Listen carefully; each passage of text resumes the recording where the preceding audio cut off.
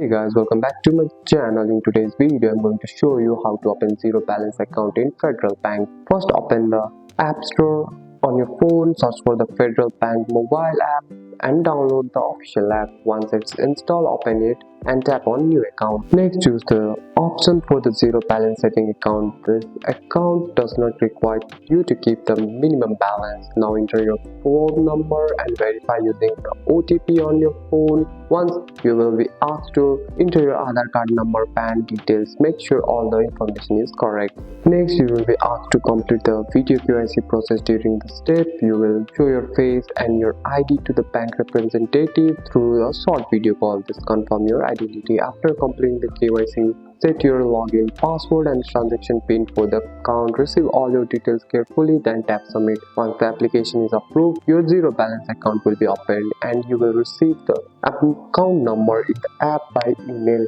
And that's it. That's all for today's video, guys. If you found this video helpful, drop a like and subscribe for more videos. Thanks for watching. See you in the next one.